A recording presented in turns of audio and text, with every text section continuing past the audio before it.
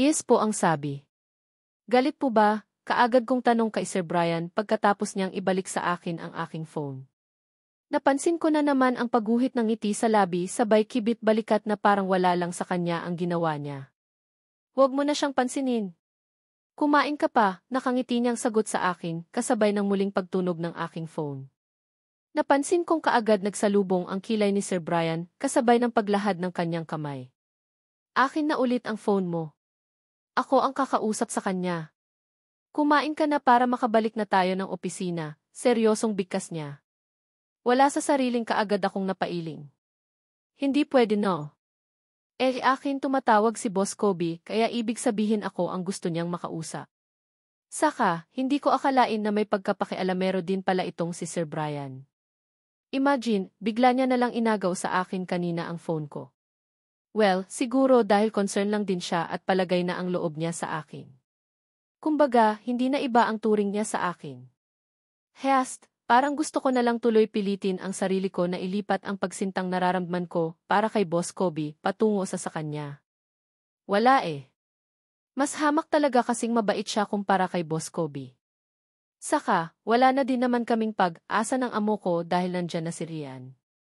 Baka nga nag-aararuhan na ang dalawang iyon sa opisina niya eh. Sa ganda ba naman ni Ma'am Rian tiyak akong satisfied na naman sa kama si Boss. Sana lang talaga hindi na siya magsusungit palagi. Total naman kasama niya na ulit ang kanyang sinisinta.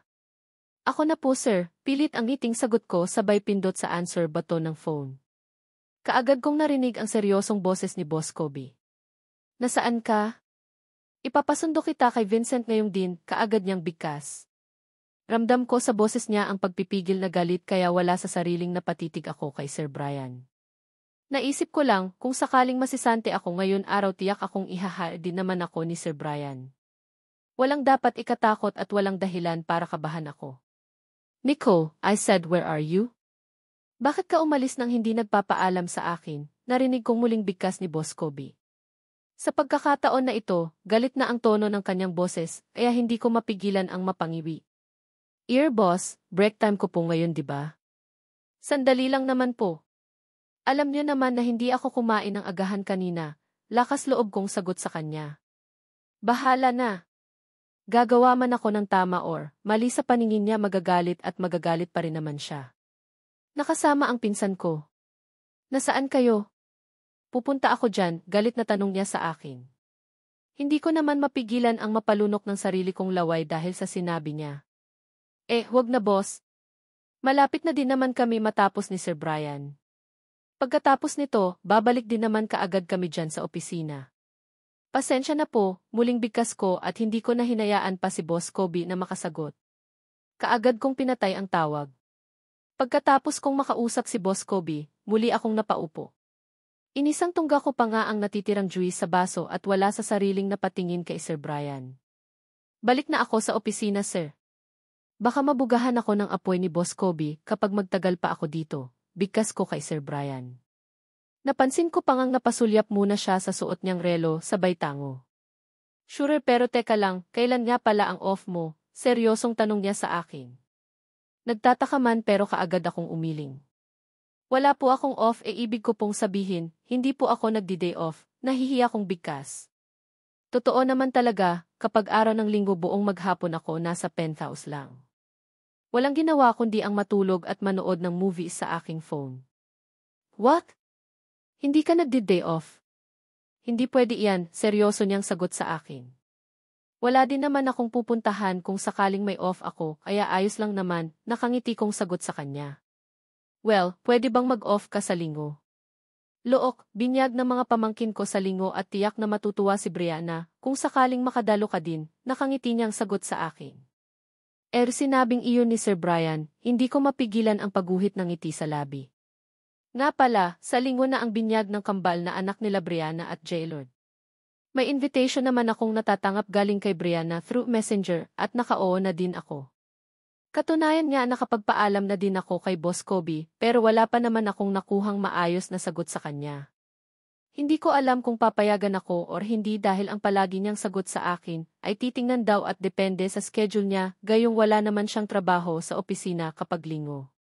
Susubukan ko pong magpaalam kay Boss Kobe ulit, sir. Nabangit ko na ito sa kanya noon pero hinid ko alam kung papayag eh. Nahihiya kong sagot sa kanya. Papayag iyan. Don't worry, utusan ko si Brianna na ipasundo ka sa penthouse. Walang magagawa ang amo mong iyan kapag ang kakambal ko na ang kikilos. Hindi kasi pwedeng ako dahil mainit din ang ulo noon sa akin eh. Nakangiti niyang sagot sa akin. Sabay na kaming umakyat ni Sir Brian patungo sa opisina ni Boss Kobe. Iyon nga lang, pagkadating namin sa tapat ng pintuan ng opisina ni Boss Kobe, naramdaman ko naman ang paghila ni Vincent sa akin. Nico, sandali. Usap muna tayo, ani Vincent. Wala sa sariling napatitig ako sa kanya at kitang-kita ko sa mga mata niya na para bang may gusto siyang sabihin sa akin. Sir Brian, susunod na lang po ako. Wala naman sigurong iutos pa sa akin si Boss Kobe eh. Nakangiti kong paalam kay Sir Brian. Tumango naman ito at tuluyan ng binuksan ang pintuan ng opisina at pumasok sa loob. Saan ka ba galing? Bakit wala ka sa cafeteria kanina? Saka, bakit mo kasama ang gwapong si Sir Brian? Halata ang kilig sa boses na tanong ni Vincent sa akin. Wala sa sariling napatitig ako kay Fema, ang isa pang assistant ni Boss Kobe na halatang interesado din sa magiging sagot ko. Sa restaurant kami galing ni Sir Brian. Nilibre niya kasi ako ng lunch. Bakit ako hinanap ng amo natin gayong break time ko naman? Nagtataka kong tanong kay Vincent. Napansin ko namang kaagad na nanlaki ang mga mata niya. Talaga? Nilibre ka ng pogi na si Sir Brian? Shit, ang swerte mo talaga, Nicole. Ikaw na talaga. Napapalibutan ka ng mga pogi, parang sinisilihan na ewan ang katawan ni Vincent habang sinasabi ang katagang iyon. Halatang inggit na ingit siya sa nagiging kapalaran ko. Heast, kung alam niya lang. Broken-hearted kaya ako ngayon dahil nagbalik na si Rian sa buhay ng amo namin. Heist, bakit ba kasi nauso pa ang pag-ibig na iyan? Pero, teka lang, bakit nga pala ako pinahanap ni Boss Kobe? Ano ang kailangan niya? May iutos ba siya? Nagtataka kong tanong kay Vincent. Siya kasi ang executive secretary ni Boss Kobe, kaya kabisado niya lahat ng schedule ng amo namin. Hindi ko alam. Basta, bigla niya na lang akong inutusan na hanapin ka eh. Nagtatakang sagot ni Vincent. Wala sa sariling napakamot ako sa aking ulo at wala sa sariling napasulyap sa saradong pintuan ng opisina ng amo namin. Heist, kakaiba din iyang amo natin. Duda ako kung may iutos ba siya sa akin gayong busy naman sana siya.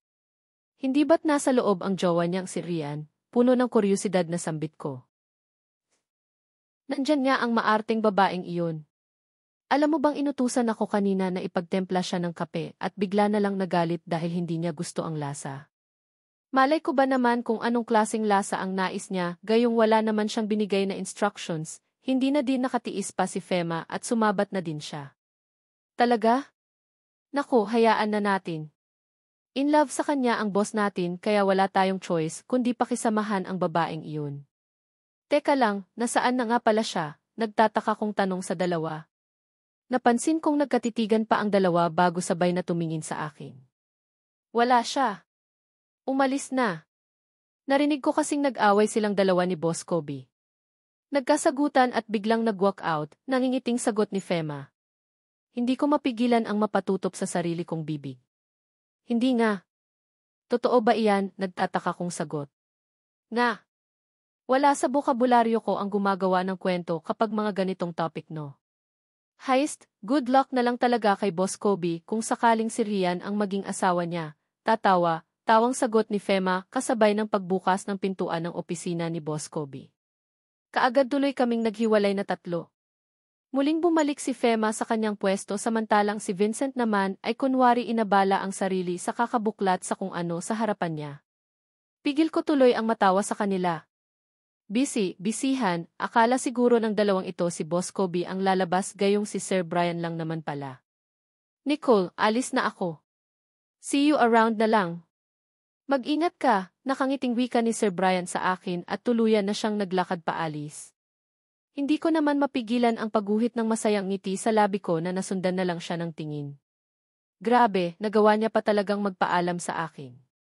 Feeling ko tuloy, para na kaming mag-best friend ni Sir Brian. Hoy, Nico. Tawag ka ni Boss Kobe, wala sa sariling napatingin ako kay Fema nang bigla siyang nagsalita. Hawak niya na ang telepono na para bang kakatapos niya lang makaipag-usap. Bakit daw, wala sa sariling tanong ko. Lutang lang yarin. Hindi ko alam pero parang mainit ang ulo. Puntahan mo na lang kaya. Baliwalang sagot ni Fema at muling itinoon ang buong atensyon sa harap ng computer.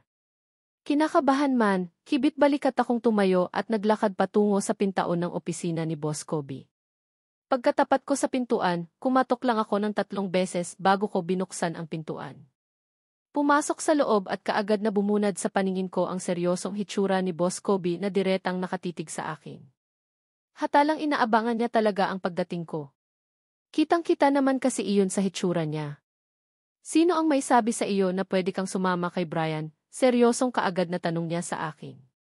Nagangalit ang kanyang bagang at halatang kaunti na lang talaga at bubuga na ng apoy.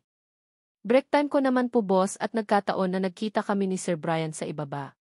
Niyaya niya akong kumain kaya sumama na lang po ako. Masama po ba iyon? Kinakabahan kong sagot sa kanya. Nagulat na lang ako nang kaagad siyang tumayo at mabilis na naglakad palapit sa akin. Yes, masama. Umalis ka na hindi nagpapaalam sa akin. Ano ba ang gusto mong patunayan, Nicole? Sabihin mo sa akin, attracted ka ba sa pinsan ko? Seryoso niyang bigkas kasabay ng paghawak niya sa magkabilaan kong balikat. Nagulat man sa kanyang ginawa, pinilit ko ang sarili kong magpakahinahon. Hindi ako dapat magpadala sa takot at pagkailang na nararamdaman ko para sa kanya. Kahit naman siguro empleyado niya lang ako, may karapatang din naman ako para ipagtanggol ang sarili ko. Boss, masyado na pong personal ang tanong niyo. Hindi na po yata kasama sa kontrata iyan, lakas loob kong sagot kay Boss Kobe habang hindi ko din inaalis ang pagkakatitig sa kanyang mga mata. Ang lakas ng loob niyang questionin kung attracted daw ba ako sa pinsan niya gayong hindi ko nga siya tinanong kung mahal niya ba si Rian. Iyan tayo ang lakas ng loob niyang panghimasukan ang personal kong buhay gayong sinaktan niya ang puso ko. Anong personal? Kailan pa naging personal ang tanong kong iyon Nicole, galit na singhal niya na naman sa akin. Kung naging babae lang itong si Boss Kobe, iisipin ko talagang malapit na itong magmenopause. Palagi kasing galit. Ni hindi ko na din siya nakitang humingiti. Personal nga dahil personal feelings ko na ang gusto niyong malaman. Saka, wala naman po sigurong masama kung ma-attract ako sa pinsan niyo, diba? Binata siya tapos single naman ako, naiinis ko na ding sagot sa kanya. Napansin kong halos nagdikit na din ang kanyang kilay habang titig na titig sa akin. Hindi ko naman siya maintindihan. Ano ba? Bakit ba ganito na lang palagi ang pakikitungo niya sa akin? Tapatin niya na lang kasi ako. Kung ayaw niya na sa akin maging driver niya, edi sabihin niya. Hindi ganitong unti-unti niyang sinisira ang mental health ko. Halos araw-araw niya na lang akong stress.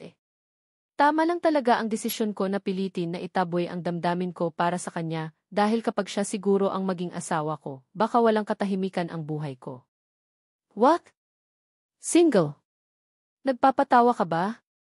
Para sabihin ko sa iyo Nicole, hindi kayo bagay ng pinsan ko.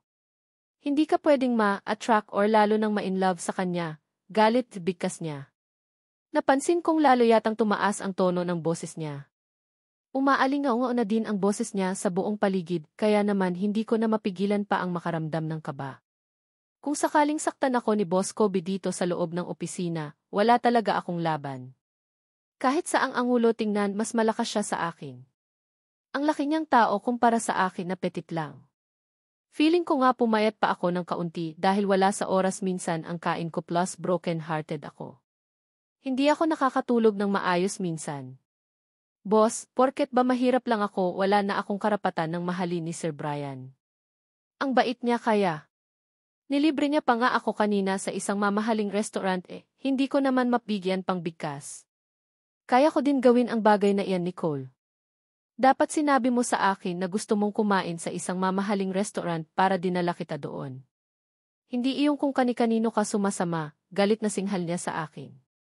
Hindi naman ako makapaniwala sa narinig ko sa kanya. Ano daw? Ano ang sabi niya? Shit, baliw na nga siya. Wala na siya sa sarili niya. Ano po ang sabi niyo, boss? Pakiulit nga po. Para kasing hindi ko masyadong narinig wala sa sariling tanong ko sa kanya. Pakiramdam ko biglang nanayo lahat ng buhok ko sa aking katawan. Bakit niya kaya nasabi sa akin ang tungkol sa bagay na iyon? Huwag niyang sabihin na nagsiselos siya kay Sir Brian. Hindi ako maniniwala. Stupid. Ayaw na ayaw kong mabalitaan na sumasama ka kay Brian, ha? Ayaw ko nang maulit pa ito, Nicole. Galit na muling bigkas niya. Tingnan mo ang lalaking ito, imbes na sagutin ang tanong ko, iba naman ang katagang lumalabas sa bibig niya. Feeling ko tuloy para akong isang teenager ngayon na pinapagalitan ng ama dahil nagawang makipag-date sa isang lalaki na hindi nagpapaalam sa kanya. Ganyan na ganyan ang mga ipinapakitang attitude nitong si Boss Kobe eh. Kung sakaling magkaanak ito at magdalaga ang anak niya, kawawa siguro sa kanya. Baka maging matandang dalaga na lang ang anak niya na hindi nakatikim na may nanliligaw dahil sa sobrang istrikto niya. Heist, ang hirap niyang ispilingin. Parang gusto ko na tuloy mag-resign at tangapin ang alok ni Sir Brian. At least si Sir Brian masayahin. Tiyak akong magiging happy ang araw ko kapag si Sir Brian ang palagi kong nakikita. Ang alin po boss ang hindi maulit? Ang pagsama-sama ko kay Sir Brian? Abat ayaw kong mangako dahil hindi naman kita kapatid para sundin ko ang gusto niyo. Hindi din kita tatay kaya walang dahilan para makinig ako sa iyo. Lakas loob kong sagot sa kanya. Iyon nga lang, mas lalo yatang nagalit si Boss Kobe dahil pagkatapos kong sabihin ang katagang iyon, imbes na sagutin niya ako at magpaliwanag bigla niya na lang tinabig ang flower vase na nasa ibabaw ng kanyang mesa. Nahulog iyon sa sahig at lumikha ng malakas na ingay. Tulala naman akong napatitig sa nagkalat na bubog sa sahig at muling napaiktad nang marinig ko ang malakas na pagkasarado ng pintuan ng opisina niya. Huli na nang ma-realize ko na nag-walk out si Boss Kobe. Yes! Nag-walk out siya. Bakit kaya? Nagalit ba siya sa naging sagot ko sa kanya? May mali ba sa sinabi ko? Nicole, ano ang nangyari? Wala sa sariling napalingon ako sa pintuan ng opisina ni Boss Kobe nang muling bumukas iyon at bumungad sila Vincent at Fema. Kitang-kita ko sa kanilang mga mata ang pagtataka habang nakatitig sa akin. Hindi ko alam eh. Nagalit yata siya, wala sa sariling sagot ko. Ngayon lang nag-absorb sa utak ko ang mga nangyari at hindi ko mapigilan ang makaramdam ng kaba nang ma-realize ko na ginalit ko na naman pala nag-amo ko. Galit si Boss Kobe. Pulang-pula ang mukha at salubong ang kilay niya na lumabas ng opisina. Ano ba kasi ang nangyari? Bakit siya galit? Nag-away ba kayo? Muling tanong ni Vincent. Hindi ah. Hindi kami nag-away. Ako ang inaway niya, naguguluhan ko ding sagot. Wala sa sariling napatitig ako kay Vincent nang bigla na lang itong humagalpak ng tawa. Ano pinagkaiba ng sagot mo? Pareho lang iyon. Pero alam mo, bilib na talaga ako sa iyo. Imagine, nagawa mong makipagsagutan kay Boss Kobe.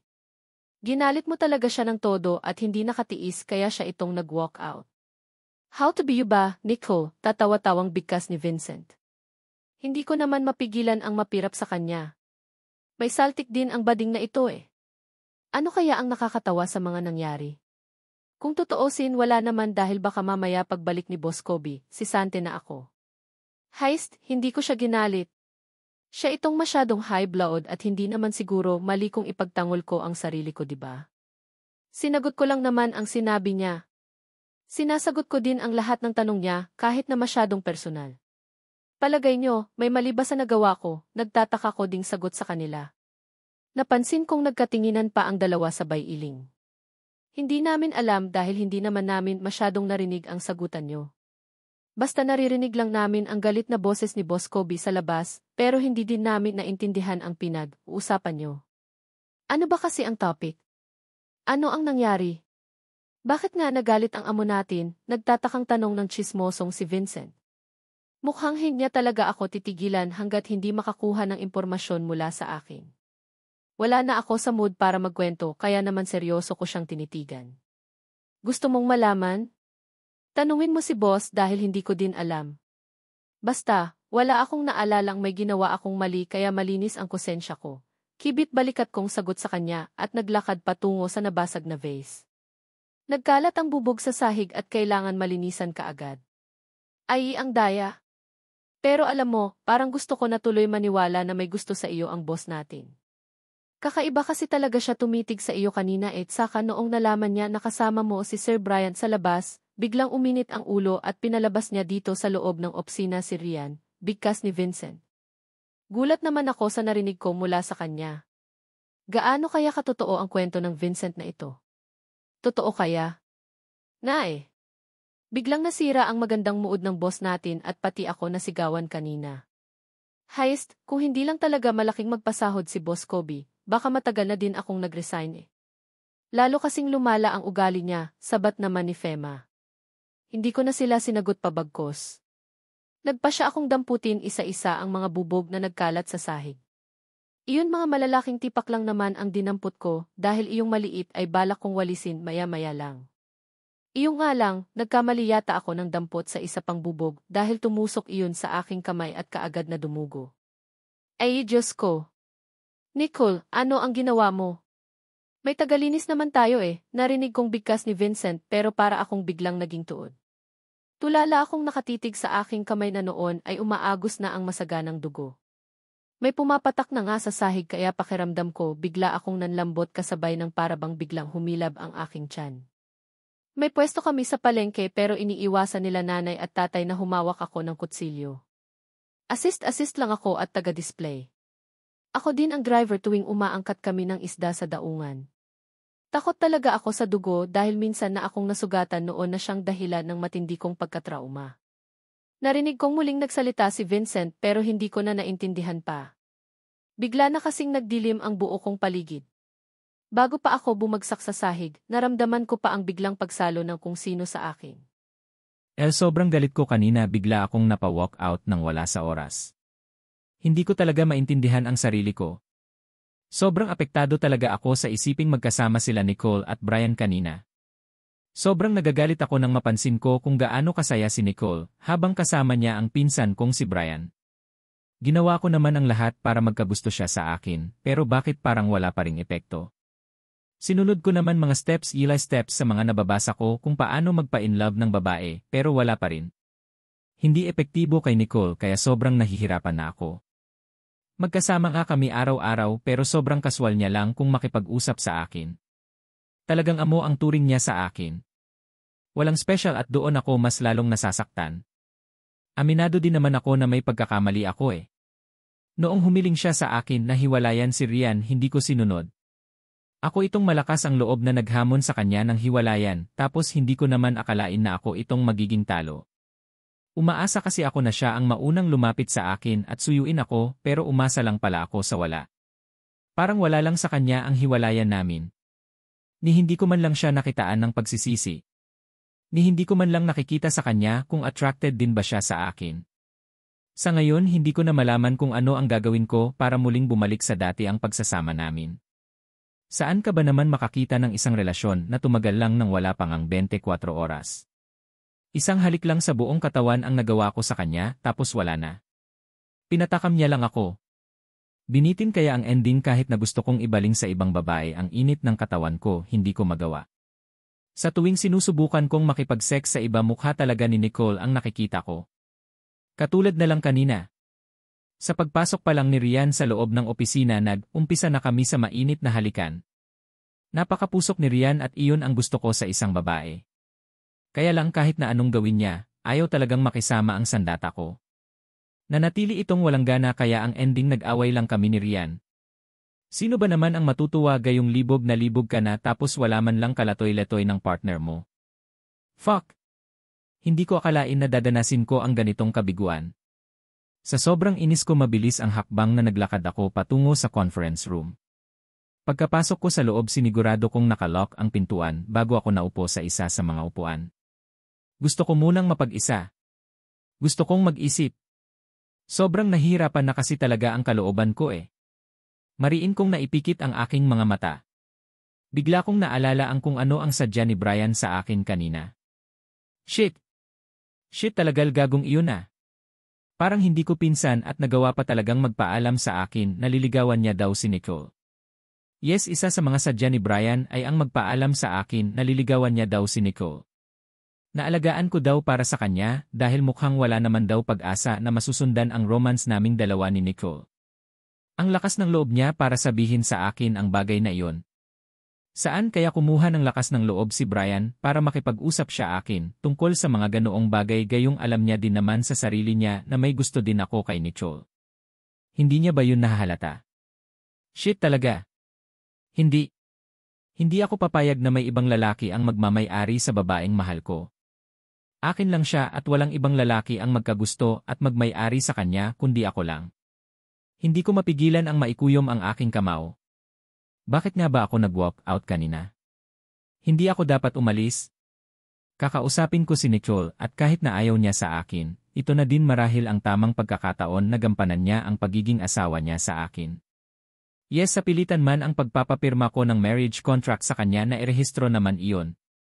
Saka ko na siya pakasalan sa kahit saang simbahan kapag sigurado na ako na mahal niya din ako. Wala sa sariling kaagad akong napatayo. Naglakad patungo sa pintuan ng conference room at saktong palabas na ako siyang pagtunog naman ng aking cellphone. Dali-dali kong dinukot iyon mula sa aking bulsa at tiningnan kung sino ang tumawag. Nang masiguro ko na ang executive secretary ko ang kontak sa akin, dali-dali ko iyong sinagot. Yes, malamig ang boses kong sagot sa kanya. Kaagad na nagsalubong ang kilay ko nang mula sa background ng naturang tawag ay narinig ko ang nag-aalalang boses ni Fema. Tinatawag niya ang pangalan ni Nicole. Boss.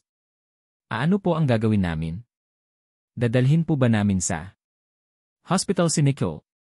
May sugat po ramdam ko ang pagkataranta sa boses ni Vincent habang sinasabi ang katagang iyon. Lumalabas na naman ang pagkabinabae niya. Bakit? Ano ang nangyari kay Nicole? Nagtataka kong tanong. Bigla kong naramdaman ang malakas na pagkabog ng dibdib ko sabay tayo at naglakad palabas ng conference room. Mabilis ang hakbang na naglakad pabalik ng opisina habang naririnig ko mula sa background ng tawag ni Vincent ang natatarantang boses ni Fema. Paulit-ulit niyang binabangit ang pangalan ni Nicole. Anong nangyari? Seryosong bigkas ko pagkapasok ko sa loob ng opisina. Unang nahagip ng paningin ko ang patak ng dugo sa sahig at kasunod kong narinig ang natatarantang boses ni Vincent. Sir, si Nicole. Si Nicole po. Nabubog siya, narinig kong bigkas niya kaya naman kaagad akong naglakad palapit sa kanila at doon nag-sink in sa akin ang mga nangyari. Si Nicole, nakahiga sa sofa at walang malay. May nakabalot na puting tela sa isa sa mga kamay niya at kitang-kita ko ang pamumula noon. Malakas ang kabog ng dibdib ko na kaagad siyang dinaluhan. Ano ang nangyari? Paanong nabubog siya? Galit ko namang sigaw kay Vincent habang hindi ko inaalis ang tingin ko sa mukha ni Nicole. Nakipikit ito at walang malay. Pinulot niya po kasi ang nabasag ng vase at nasugatan siya. Tapos bigla na lang siyang namutla at nahimatay, kaagad namang sagot ni Vincent. Shit! Shit! Tawagin niyo si Dr. Castro. Bilisan niyo, galit kong sigaw. Opo boss. Papunta na daw si Dulcie. Castro. Kaagad din namang sagot ni Fema. Hindi ko alam kung ilang oras akong nawala ng malay pero sa muling pagmulat ko ng aking mga mata nagulat na lang ako nang napansin kong nandito na ako sa aking silid. Wala sa sariling napabangon ako at hindi ko mapigilan ang mapangiwi nang makaramdam ako ng kirot sa aking kamay. Dali-dali kong tiningnan iyon at doon biglang ragasa sa isipan ko ang mga nangyari sa opisina ni Boss Kobe. Shit, nasugatan pala ako at nawalan ng malay. Heist, hindi talaga maganda ang masugatan ako kahit nakaunti lang Talagang nahihimatay ako at nakakahiya. Wala sa sariling napatingin ako sa aking kamay na may benda na. May nararamdaman akong kirot pero tolerable naman. Mabuti na lang at medyo makapal ang benda.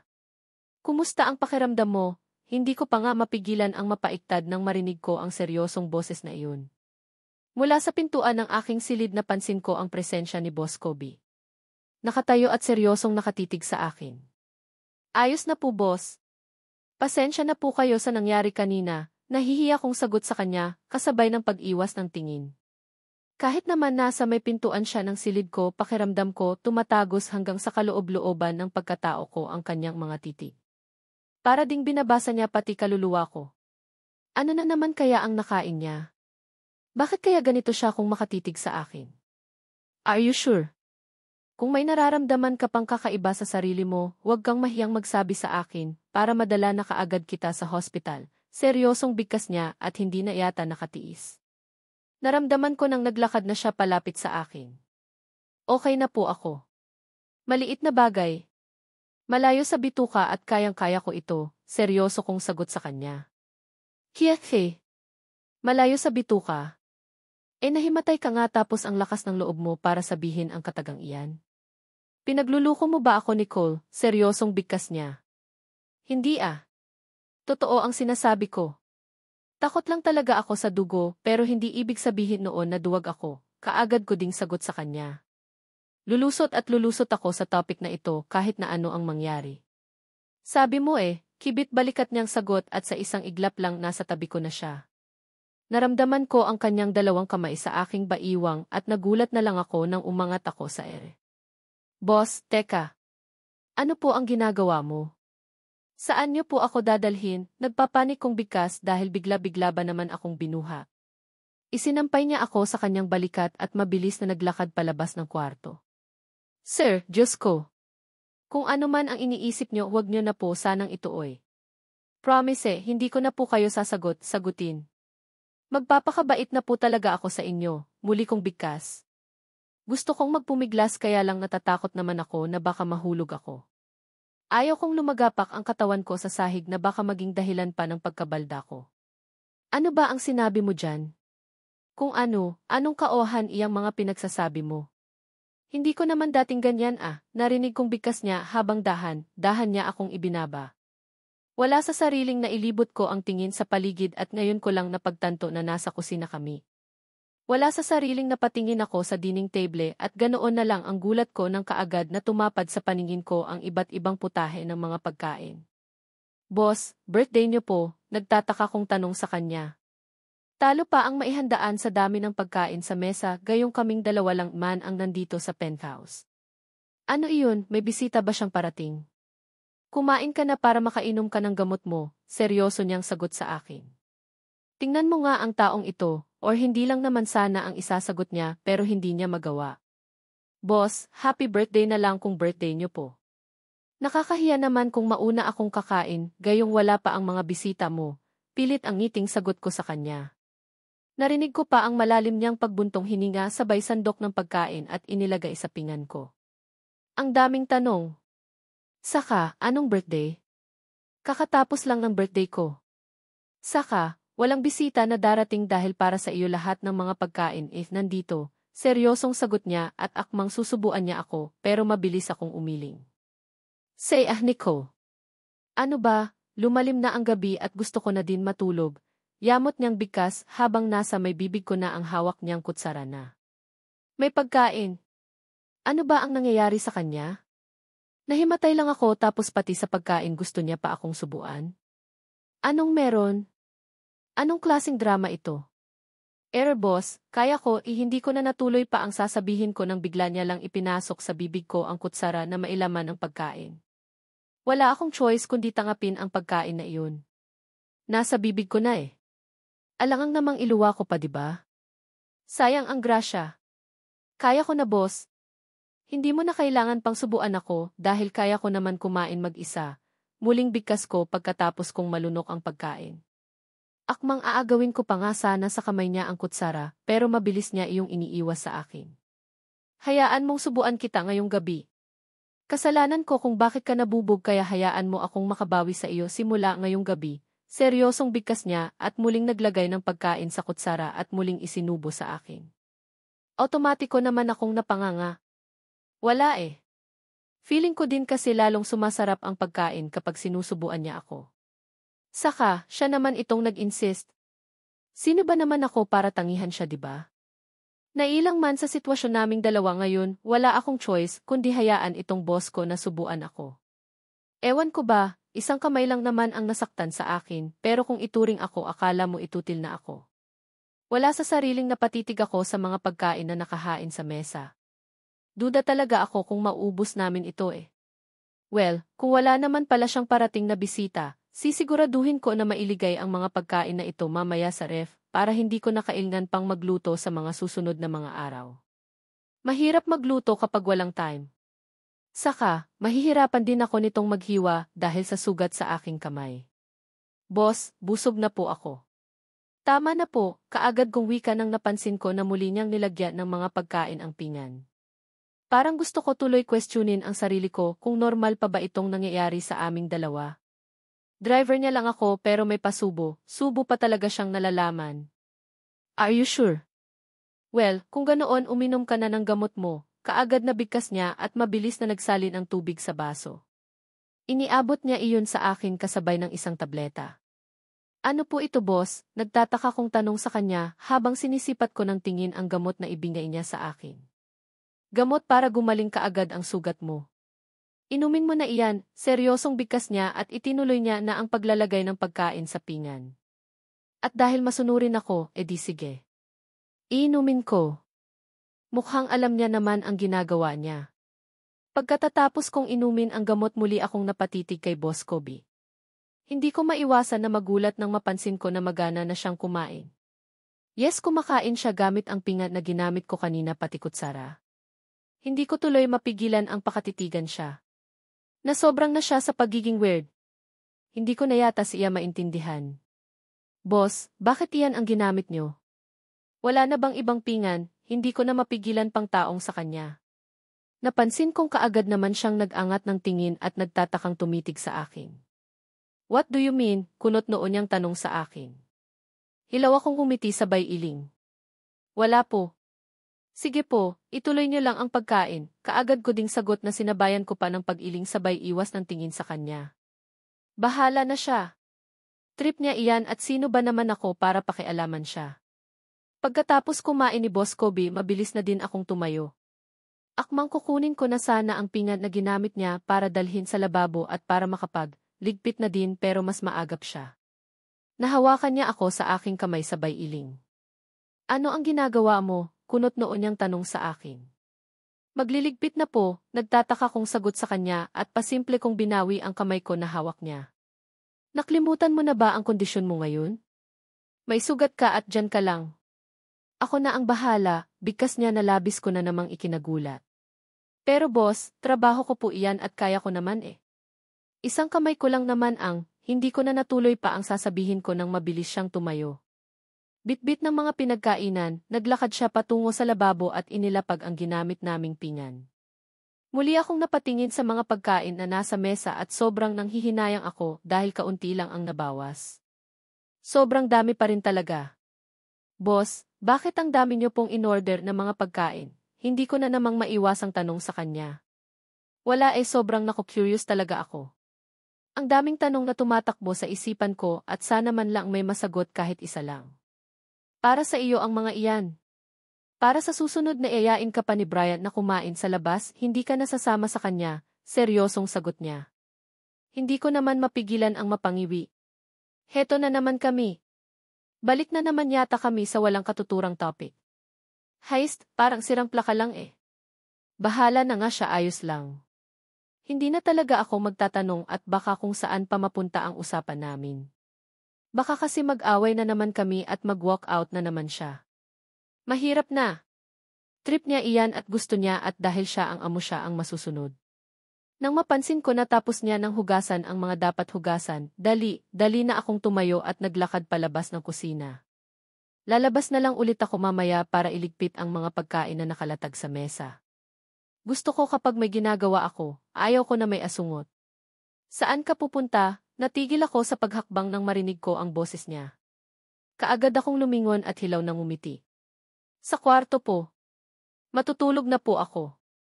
Para kasing inaantok na ako kaagad kong sagot sa kanya kasabay ng peking paghikab.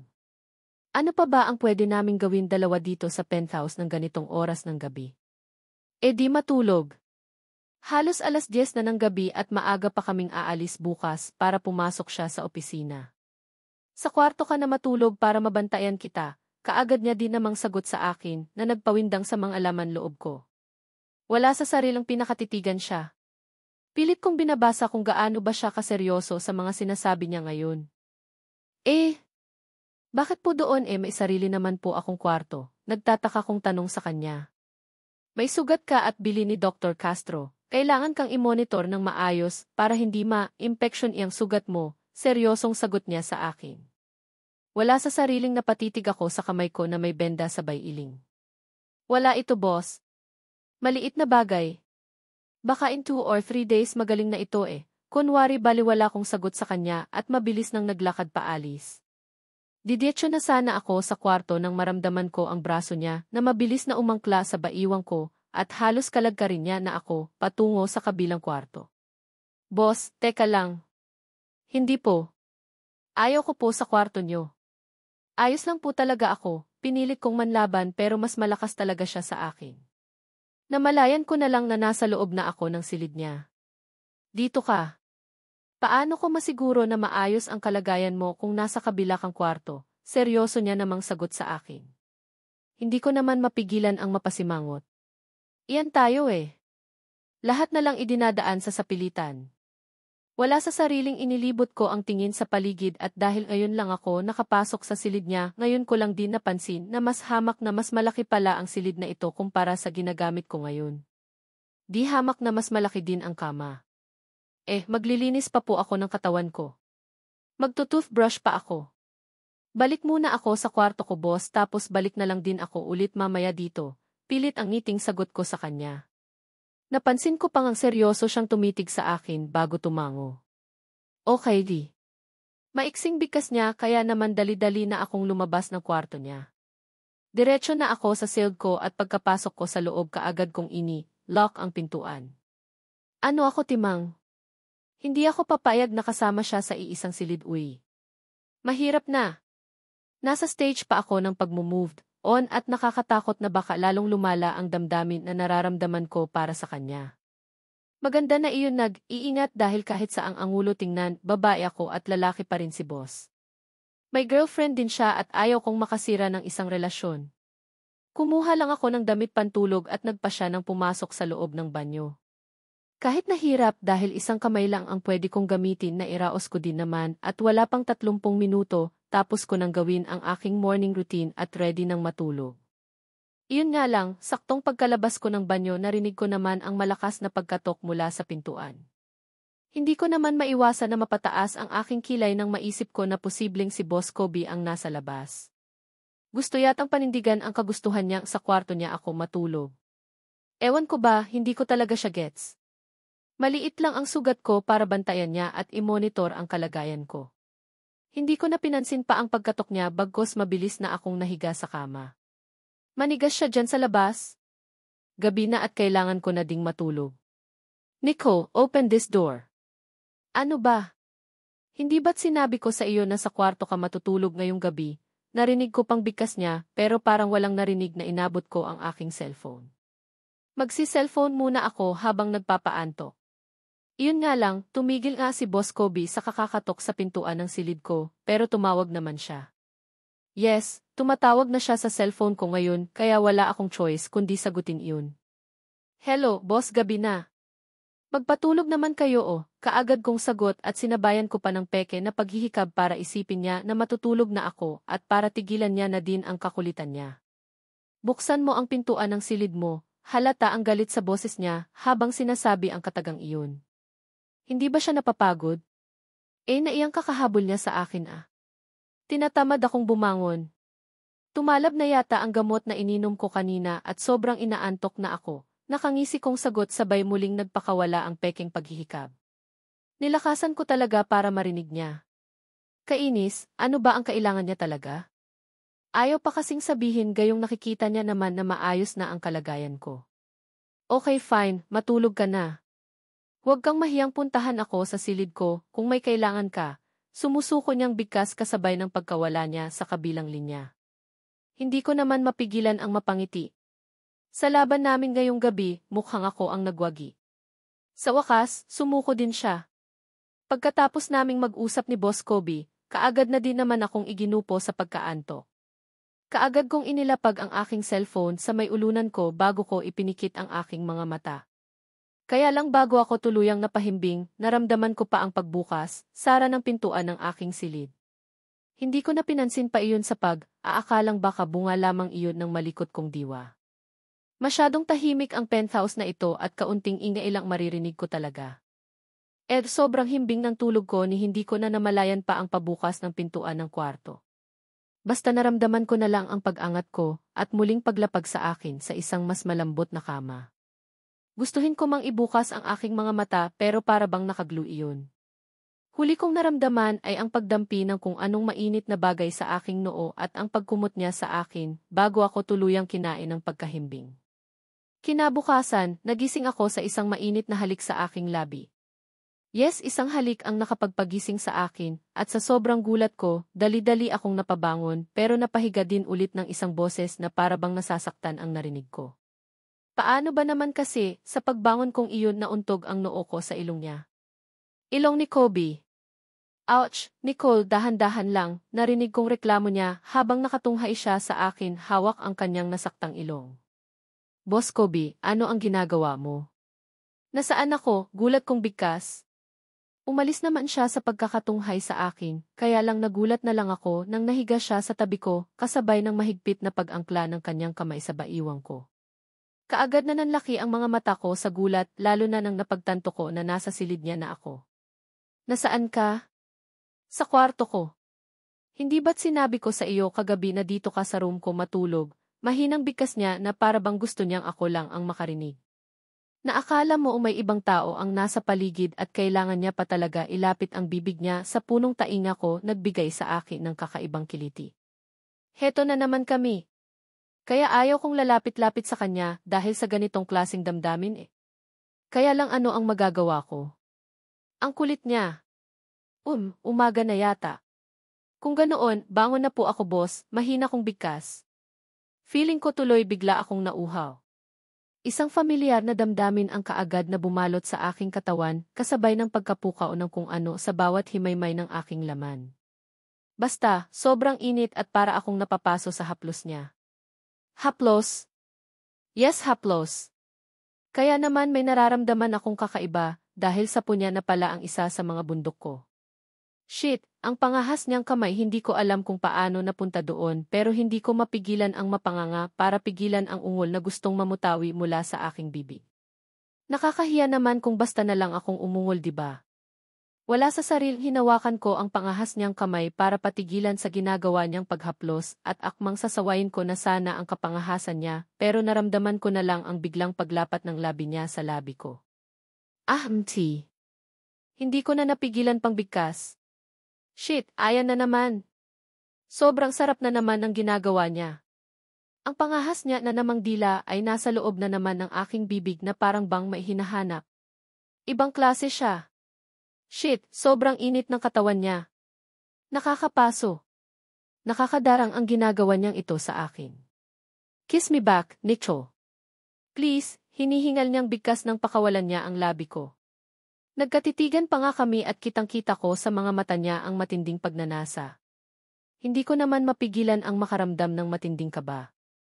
Pero, hindi ko na natuloy pa ang sasabihin ko nang muling lumapat ang labi niya sa labi ko. Sa pagkakataon na ito, ramdam ko na ang kanyang kapusukan. Katagang namutawi sa bibigi ko nang hindi ko na namalaya na tinutugon ko na pala ang halik niya. Lalong naging pangahas ang dalawa niyang kamay. Ang isa niyang kamay ay patuloy sa pagmamasa sa magkabilaan kong bundok samantalang ang isa naman ay abala sa paghaplos sa aking balak.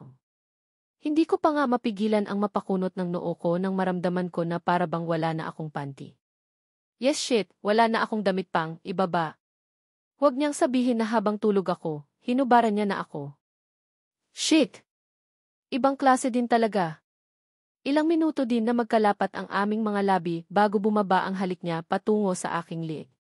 Sumipsip siya sa bahaging iyon habang pababa ng pababa ang halik niya at hindi ko na napigilan pa ang mapaliad nang bigla na lang sakupin ng pangahas niyang bibig ang isa sa mga pasas na pingko. Salitan niyang dinidilaan at sinipsip iyon kasabay ng paghagod ng daliri niya sa aking pagkababae. Yes, kung kanina humahaplos lang ang kamay niya sa bahaging iyon ng aking pagkababae, iba na ngayon. Pilit niya nang sinisiksik ang isa sa mga daliri niya sa namamasa ko ng butas. Kobe no. Masakit, mahina kong usal. Tuluyan ng kinain ng matinding pagnanasa ang aking sistema at sa totoo lang wala na akong pakialam pa kung saan man kami makakarating ngayon. Basta, sobrang init na din talaga ako at gusto ko pa. Boss Kobe, mahinang ungol ko. Shit talaga. Ang sarap. Sino ba naman ang makakapag-isip pa ng matino sa ginagawa niyang ito sa akin? Hindi na. Wala na. Wala nang time na mag-isip dahil sarap na ako sa kung ano man ang ginagawa niya ngayon sa akin. Paano ba naman kasi, salitan niyang sinususo ang magkabilaan kong bundok habang patuloy naman ang paghagod ng pangahas niyang daliri sa aking hiwa. Sobrang dulas ko na sa bahaging iyon. Ilang beses niya ding sinusubukan na ipasok ang isang daliri niya sa butas ko, pero napapaiktad lang ako sa tuwing gawin niya iyon. Masakit na may kauting kiliti kasi. Basta, mahirap i-explain. Nang hindi na siya makontento, tuluyan niya nang tinangal sa katawan ko ang aking blouse. Yes, tangal naman na sana ang mga buttons, pero hindi ko patuluyang nahuhubad iyon. Hindi niya patuluyang nahuhubad pero ang ibabang saplot ko, hindi ko na alam kung nasaan na. Pagkatapos niyang tangalin lahat ng saplot sa aking katawan, muli niya akong tinunghayan, habang buong pagnanasa niya akong tinitigan. Binigyan niya ulit ako ng mapusok na halik sa labi, bago siya dali-daling tumayo at isa-isang hinubad ang saplot sa kanyang katawan. Naka-boxer shorts at white sando lang naman siya pero sobrang excited din akong masilayan iyon. Para quits na kami diba? Nakabuyang-yang na kasi ang katawan ko sa harapan niya eh. Wala na akong maitago pa sa kanya, kaya dapat ganoon din siya. Para patas ang laban. Nang tuluyan ng makapaghubad si Boss Kobe, kaagad na nanlaki ang aking mga mata nang masilayan ko ang tayo-tayo ning pagkalalaki, bahagya akong napalunok nang mapansin ko na parang nadagdagan ang size nito. Yes, minsan ko na itong nakita noon pero hindi ko naman akalain na para bang lalo itong lumaki ngayon. Hindi ko alam kung magkakasya ba ito sa akin. Kapag pipilitin niya, wasak talaga siguro ang kinabukasan ko. Hindi naman ako tanga sa kung ano ang ginagawa namin. Alam kong sa pagsalpak ng malaki niyang ari ang susunod na kakahinatnan ng lahat at ngayon pa lang parang gusto ko nang umatras. Huwag na lang kaya. Nakakatakot pala. Mahina kong sambit ng akmang babangon na sana ako, pero naging maagap si Kobe. Mabilis niya akong dinaganan at pinakatitigan. Napansin marahil niya ang takot sa aking mga mata, kaya naman kaagad din siyang umiti sa akin. Don't worry, Nico. I'll be gentle. Sisiguraduhin ko na hindi ka masasaktan. Nakangiti na anas niya sabay haplos sa aking pisngi. Hindi ko naman mapigilan ang mapapikit. Diba ang landi ko na? Kaunting haplos lang otomatiko talagang pumipikit ang mga mata ko eh. Shit talaga. Inumpisahan niya ulit hagkan ang aking labi pababa sa aking lieg at dibdib. Napaungol ako sa sarap. Kobe, anas ko dito habang nakayakap na din ako sa kanya. Yes, Nico, moan for me. This is the beginning, sweetheart. I love you, narinig kong anas niya na parang isang mainit na bagay na biglang humaplos sa aking kaibuturan. Naramdaman ko na lang na itinaas nito ang aking isa sa mga binti. Nakita ko din nang hawakan nito ang kanyang ari at itinapat sa aking pagkababae na noon ay nakabuyang-yang nasa harapan niya. Napaliyad ako nang ikiskis niya iyon sa aking bukana. Nagdulot kasi iyon ng kakaibang kiliti sa aking pagkababae, lalo na nang masagi nito ang aking tinggil. You're so wet, Nico. Tell me if you are ready. Papasok ako ng dahan-dahan, hinihingal niyang bigkas. Halata dito ang matiniding pagnanasa at pagpipigil. Siya itong nasa itaas ko at pwede niya na talagang gawin ang nais niya. Dami pa niyan sinasabi eh. Ready nga ako at excited na din ang aking katawan sa mga susunod na mangyayari. Bahala na nga. Nandito na eh. Bumigay na ako kaya ang magagawa ko na lang siguro sa ngayon ay i-enjoy ang ginagawa niya sa akin. Kobe, please. I want you to. I am ready. Gusto na kitang maramdaman, wika ko at hinawakan ang kanyang ari at iging niya papunta sa bukana ng aking kuweba. Naging hudyat naman ito kay Kobe upang dahan-dahan na umulos. Iyon nga lang nang gawin niya iyon ay kaagad na nanlaki ang mga mata ko sa gulat. Sobrang sakit pala at parang hindi ko kakayanin kaya naman wala sa sariling malakas ko siyang naitulak na sinabayan pa ng pag-igkas ng aking tuhod. Hindi marahil inaasahan ni Kobe na gagawin ko iyon kaya naman hindi niya napaghandaan. Namalayan ko na lang na nasa ibaba na siya ng kama at dumadaing sa sakit. Shit, Nico! Ano ang ginawa mo? Narinig kong daing niya. Hindi ko mapigilan ang mapangiwi habang mabilis na binalot ng kumot ang hubad kong katawan. Shit, sa una lang pala ako malandi. Hindi ko pala kaya.